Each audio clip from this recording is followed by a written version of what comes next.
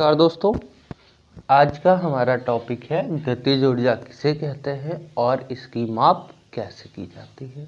उससे पहले यदि आप चैनल पर नए हैं तो चैनल को सब्सक्राइब करें और लाइक कर ज़रूर दिया करें। हर वीडियो को आप हमारे जब लाइक करते हैं तो हमें भी थोड़ी सी रिलीफ मिलती है। तो आप इसलिए देखते समय एक अंगूठे का जो निशान होता है उसे टच कर दिया कीजिए, हमें भी हौसला मिलता रहेगा। इसलिए आप उसे लाइक करना ज़रूर भूलिएगा नहीं। तो आज हम डिस्कस करने वाले हैं गतिज ऊर्जा और इसकी माप पर। तो मैंने जैसे पिछली वीडियो में आपको बताया था कि किसी वस्तु में उसके गति करने के कारण जो कार्य करने की क्षमता होती है उसे हम गतिज ऊर्जा कहते हैं। जैसे बंदूक की गोली होती है, बंदूक की गोली अगर किसी पेड़ में या किसी शरीर में धंसती है तो उसकी धंसने की वजह उसकी गति होती है।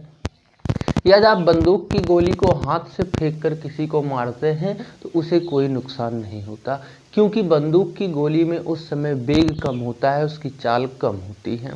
लेकिन जब उसी बंदूक की गोली को आप बंदूक में डाल के मारते हैं तो उसकी स्पीड बहुत अधिक, उसका वेग, उसकी चाल बहुत अधिक हो जाती है, जिससे वो धंस जाती है, यानी कि लक्ष्य को भेद जाती है। अर्थात गोली में जो कार्य करने की क्षमता उत्पन्न होती है या गोली में जो ऊर्जा आती है वो ऊर्जा उसके गति के कारण आती है। ठीक है, तो किसी भी वस्तु में अगर उसके गति करने के कारण कोई भी कार्य करने की क्षमता उत्पन्न हो रही है तो उसे हम क्या कहते हैं, गतिज ऊर्जा। आप का दो उदाहरण भी दे सकते हैं। अब हम इसके मात्रक यानी कि इसको मापेंगे कैसे, इसके बारे में डिस्कस आज करेंगे। चलिए हम देखते हैं कि इसको कैसे मापा जाता है। सबसे बड़ी बात, मान लेते हैं कि कोई एक द्रव्यमान की वस्तु है जिस पर हमने F बल लगाया।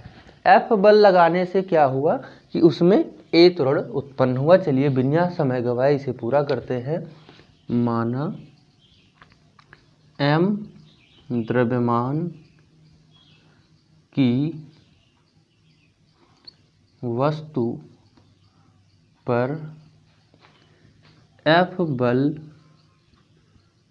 लगाने के कारण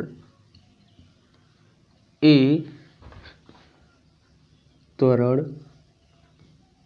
उत्पन्न होता है। ठीक, M द्रव्यमान की वस्तु F बल लगाने से कितना त्वरण उत्पन्न हुआ, A त्वरण उत्पन्न हुआ। तो हम जानते हैं F बराबर क्या होता है, ma।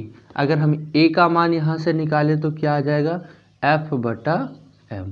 इसे आप समीकरण 1 मान सकते हैं।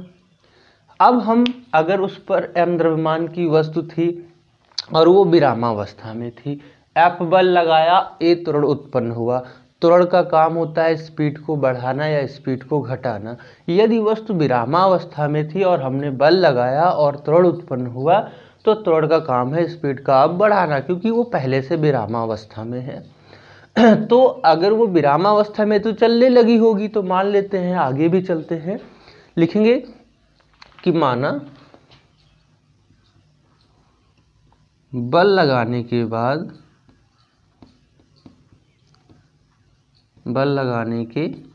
बाद वह वस्तु S दूरी तय करती है, जिससे उसका वेग भी हो जाता है, क्योंकि वो पहले विरामावस्था में थी, यानी कि उसका प्रारंभिक वेग 0 था। लेकिन जब हमने बल लगाया तो वो चली होगी तो दूरी तय की होगी तो त्वरण तो था ही, उसकी स्पीड तो बढ़ी ही होगी। तो मान लिया कि उसका वेग कितना हो गया भाई, v हो गया। अगर ऐसा हो गया तो आइए चलते हैं तो गति के तीसरे समीकरण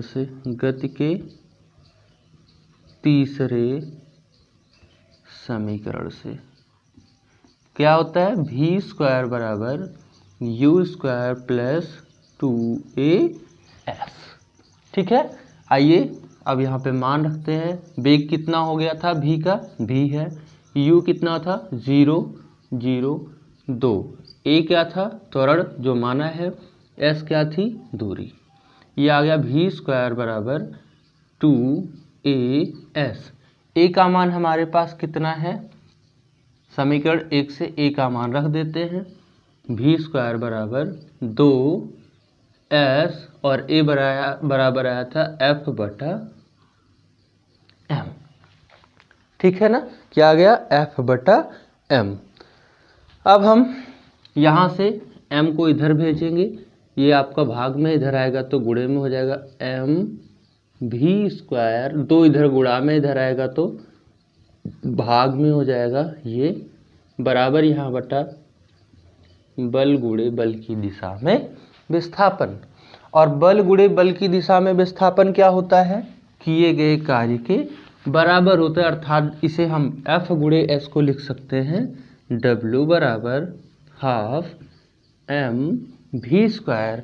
और किसी वस्तु को हम गति कराने के लिए जितना कार्य करते हैं वही कार्य उसमें ऊर्जा के रूप में संचित हो जाता है। ये वस्तु कौन सी ऊर्जा या कौन सा काम कर रही है, गति करने का काम कर रही है, अर्थात इसमें हम गतिज ऊर्जा मानेंगे। अर्थात ये जो इतना कार्य हमें करना पड़ा है, यही कार्य वस्तु के अंदर गतिज ऊर्जा के रूप में अब संचित हो जाएगा, अर्थात ये W गतिज ऊर्जा K काइनेटिक एनर्जी K के बराबर हो जाएगी। अर्थात किसी भी वस्तु की जो गतिज ऊर्जा होती है वो हाफ mv, m क्या है उस वस्तु का द्रव्यमान, v क्या है उस वस्तु का वेग, बराबर होती है। आज के वीडियो में बस इतना ही, मिलते हैं अब आपको अगली वीडियो में अगले टॉपिक के साथ। धन्यवाद।